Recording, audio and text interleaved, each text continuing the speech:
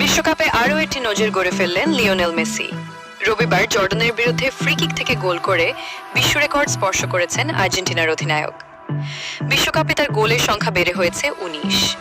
জর্ডানের বিরুদ্ধে প্রথম একাদশে মেসিকে রাখেননি লিওনেল স্কালোনি। ম্যাচের ৬০ মিনিটে মাঠে নামান লিওকে।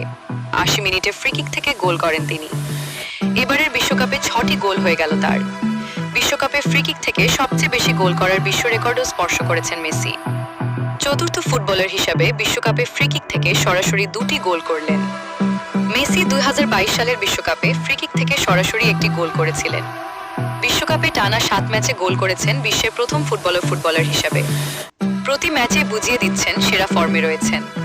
ব্রাজিলের রিভেলিনো ১৯৭০ এবং ১৯৭৪ সালে বিশ্বকাপ ফ্রি কিক থেকে সরাসরি গোল করেছিলেন।